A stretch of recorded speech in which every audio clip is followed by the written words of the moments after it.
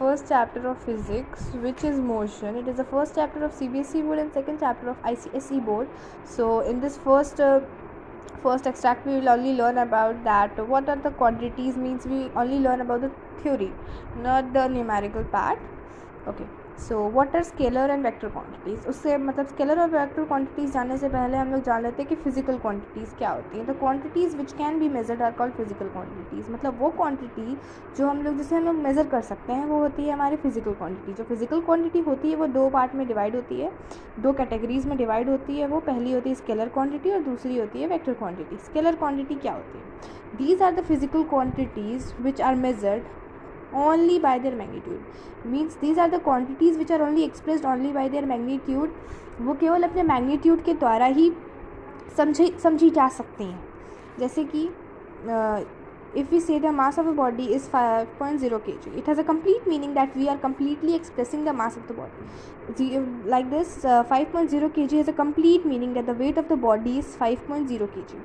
We can get that the weight of the body is this. So this is the scalar quantities. So thus we need two parameters to express we need two parameters to express the scalar quantity completely. मतलब अगर हमारी जो scalar quantity उसको completely अगर हमें express करना है एक प्रॉपर मैनर में, तो उसके लिए हमें दो पैरामीटर्स हैं, दो ऐसी बातें हैं जो हमें ध्यान में रखनी चाहिए.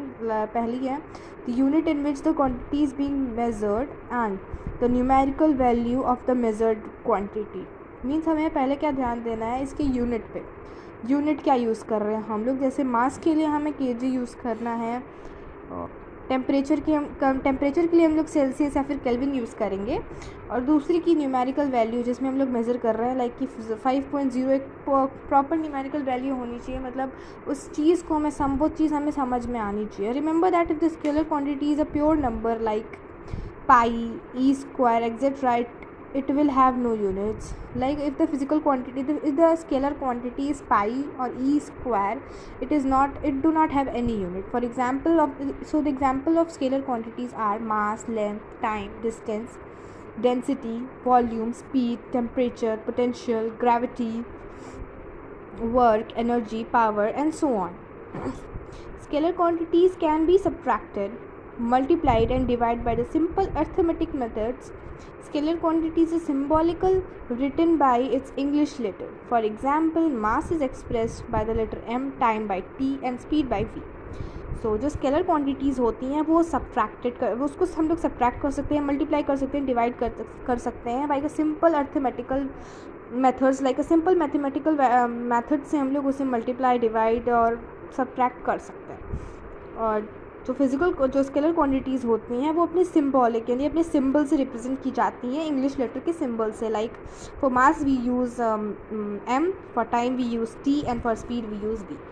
सो now we'll learn about the vector quantities or vectors. These are the physical quantities which require magnitude as well as direction. Means these quantities also require direction with their magnitude. In scalar quantity we know that we do not need any direction to classify that it's a scalar quantity, but in the vector quantity it is a इसमें condition है कि हमें direction भी चाहिए but इसमें नहीं है.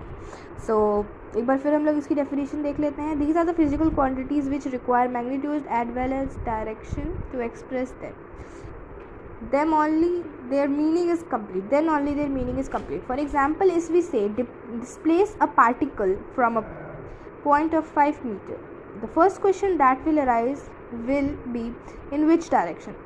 Obviously, by saying that the displacement is 5 meter, its meaning it's incomplete. But if we say that displace the particle from that point by 5 meter towards east or in any other direction, it has a complete meaning. Thus, we require the following three parameters to express a vector quantity completely. First is numerical value of the quantity, second is unit, and third is direction. To express a vector quantity we need its numerical value, its unit, and direction both. And like this, in this example we know that he's saying that displace a particle from a point of 5 meter. So पहला हमारा question क्या rise होगा कि कहाँ से, मतलब किस direction में हमें जो है वो जो पार्टिकल है उसे डिस्प्लेस करना है, इन विच डायरेक्शन. इसमें we are not getting any meaning by this. we can say it is a vector, it is a scalar quantity. But if we say that displace a particle in 5 meter east or west, where it gives a complete meaning that we have to displace a particle from 5 meter towards east. Now examples of vector quantities are displacement, velocity, acceleration, momentum, force, moment of force or torque, impulse, weight, temperature, gradient, electric field, magnetic field, dipole moment, etc. The numerical value of vector quantity along with its unit give us a magnitude of that quantity. जो हमारी numerical value होती है vector quantity की, वो उसकी magnitude gives is the magnitude of that quantity, मतलब वो हमें उस क्वांटिटी का मैग्नीट्यूड भी देती है. इट इज़ ऑलवेज पॉजिटिव, मतलब वो हमेशा पॉजिटिव होती है. और अगर नेगेटिव होती है तो इसका मतलब ये है कि जो बॉडी है वो रिवर्स डायरेक्शन में जा रही है. मतलब अगर हम लोग फोर्स इस तरफ लगा रहे, अगर हम लोग फोर्स ईस्ट की तरफ लगा रहे तो बॉडी जाएगी वेस्ट की तरफ.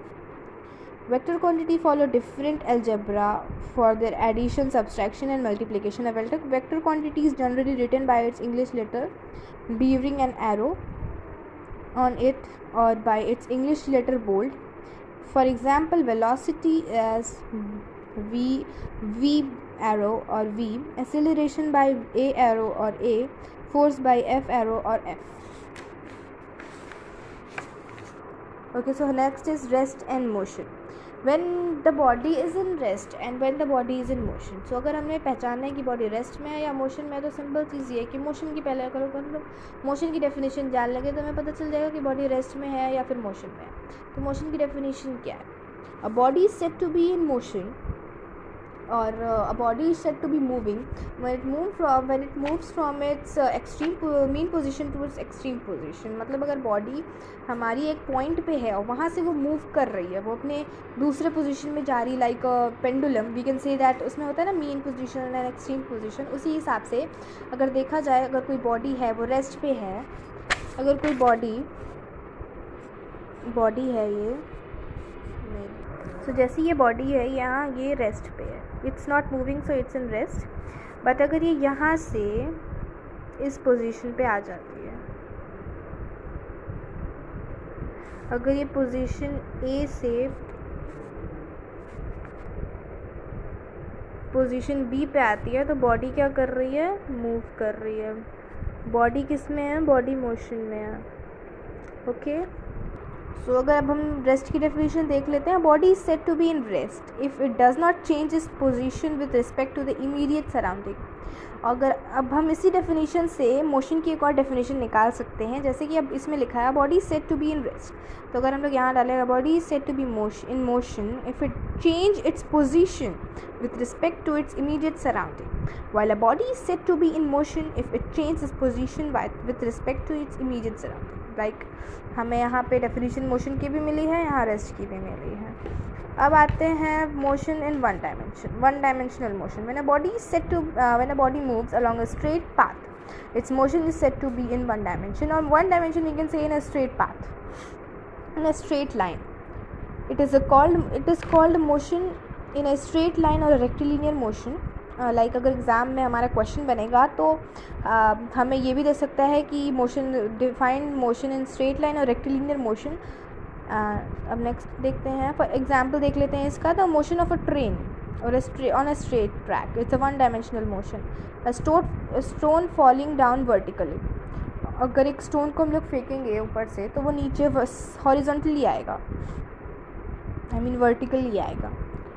A car moving on a long and a straight road, it is a one-dimensional motion. When a body moves on a plane or a curved path, its motion is two-dimensional. अगर जैसे देख लेते हैं हम लोग यहाँ पे कि अगर हमारी बॉडी जो है वो ऐसे मूव कर रही है तो ये क्या होगा? ये 1D मोशन होगा. बट अगर हमारी बॉडी ऐसे जाके फिर अगर ऐसे टर्न कर लेती है तो ये हमारा 2D मोशन होगा. So this is the difference between 1D and 2D motion. अब देख लेते हैं हम लोग distance and displacement. Distance is a scalar quantity and displacement is a vector quantity because distance is only expressed by its magnitude and displacement is magnitude with direction. So हम अभी distance और displacement के बीच में भी difference देखेंगे. Distance क्या है? What is distance? A total length of a path along with which a body moves is called a distance travelled bye it. Means अगर एक पाथ की जो टोटल लेंथ होती है जिस पे वो बॉडी मूव कर रही है वो उसका डिस्टेंस कहलाता है. डिस्टेंस जो है वो एक स्केलर क्वांटिटी है एज आई सेड. और वो वो इससे रिप्रेजेंट किया जाता है कैपिटल एस से. उसकी जो एसआई यूनिट है वो मीटर है और जो सीजीएस यूनिट है वो सेंटीमीटर है. और जो हमारा डिस्प्लेसमेंट है वो जो shortest distance from initial to the final position of the body.